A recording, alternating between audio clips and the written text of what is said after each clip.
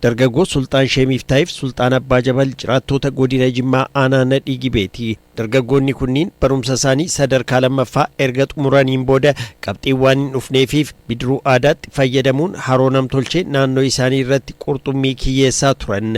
Haa ta'u malee mootummaan damee tuurizimiif xiyyeeffannoo kenneen yeroo ammaa qarqarri harochaa misoomee bidiruun ammayyaaf meeshaaleen garaagaraa guutamanii fi dargaggoota biroo faana waldaan gurmaahanii hojjetaa jiru. Bidiruu kan jedhamu mukarraa soqamee bifa aadaatiin kan hojjetame ittiin maarabaa aadaa ittiin qurxummiin qabamu bitannee as gallee hojjechuu jammarree sana booddee achiin jarri aanaan dhufee godinarraayis sadarkaadhuma garaagaraarraa tuma dhufee nu ilaalu kanarraan akkam jedhanii nu gaafatanii akkuma kana sana booddee achumaan kana jaalbaa kana itti mannee nu bitanii nu kennanii. Wanti nu godhame baay'eetu jira. Soolaarii illee dhufanii nu dhaabanii firijii asitti nu kennaniinaan firijii adda dhufee asirratti qurxummiin keenya akka duraanii baannee cinqabnee bakka biraa geessuu hin qabnu.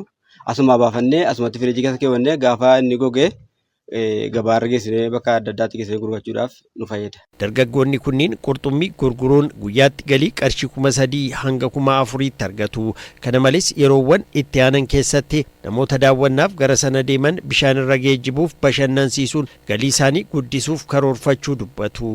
Kana booda immoo hojii adda addaa ittiin gabaa aanaa godee ganda kooticharraa gara gandaa sandaabootti ittiin feenee ceesisuudhaaf amma karoorfannee ittiin hojjechuudhaaf bakka badaa nu bitamuudhaaf baay'ee itti gammanneerra. Dargaggoonni hojii qabne immoo irratti hirmaatanii waldaadhaan ijaaramnee hojii biraa uumnee illee akka hojjennu karoorfannee jirra.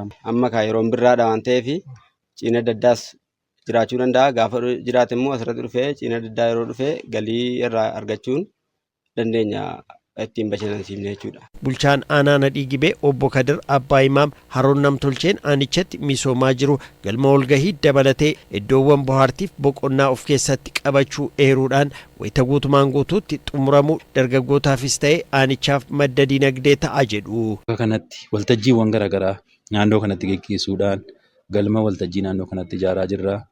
Bakka bultii turistoonni yoo dhufan naannoo sana qubachuu danda'an diizaayinii isaa qopheessinee ijaaruudhaaf itti adeemaa jirra. Kana wajjin wal qabatee bara kana yoo xiqqaate hanga qarshii miliyoona 17 baasii goonee naannoo kanarratti xiyyeeffannee kan hojjetaa jirru. Karaa biraatiin iddoowwan turizimii aanaa kan keenyaa baay'eetu jiru. Kanas sirriitti ilaallee hubannee fincaa'aa laga Nadhii jedhamu ganda Bidaaruu bakka jedhamu keessa fincaa'aa bareedaa hawwataa ta'etu jira. Kanas adda baafnee bara kana yoo xiqqaate hojii bu'uuraalee misoomaa naannoo sanatti daandii galchuudhaan hojii jalqabuudhaafis karoora qabanneeti naannoo kanatti kan hojjetaa jirru. Godina Jimmaatti iddoowwan hawwata tuurizimii garaagaraatu jira kan jedhan ammoo bulchaa godinichaa obbo Tijjaanii Naasrii akka isaan jedhanittis yeroowwan ammaa aanoleen godinichaa hunduu iddoowwan hawwata tuurizimii naannoo isaaniitti argamu misoomsaa jiru. Akka godina keenyaatti fincaa'aa gurguddaatu jira.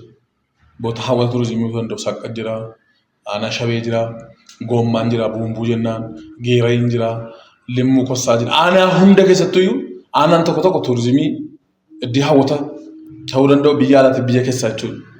Ta'uu danda'u hojjechuun irra jiraata.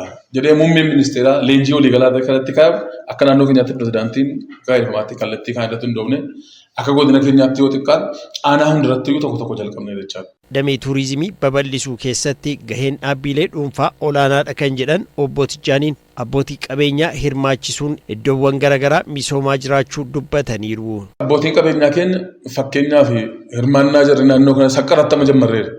Aanaa saqqaa naannoo sanatti bishaan addaatuma jiru. Hawaanteenii sana yookiin hafaatee sana yookiin fincaa'aa sana qofa bisiisuu ta'in bishaan addaa qulqulluu qabu bishaan ofiisaatii deebi'ee akka haayilaandiitti urgamuu danda'u jechaadha. Naannoo sana bukkee sana jira jechaadha. Asitti hawwata tuurizimii bootaa bashannana qofatu hin ta'in bishaan magaalaa Jimmaatiifis illee magaalaan Jimmaa lafa bosonaati bishaan qulqulluu qabu. Itti fayyadamne malee akka godina Jimmaatti nuti. Kanaaf naannoo isaatti abbootiin qabeenya naannoo sana fudhachuudhaan. Karaa biraatiinis immoo walitti immoo ijaaramanii gommaratti kan nu ilaallu walitti immoo dhufanii kan kattaabeeroo jedhamu akka jira naannoo isaatti galanii immoo ijaaruu danda'an. Limmuu Kossaa irratti immoo bootaa bashannanaa abbootiin qabeenyaa fi ijaarantu jira jechaadha.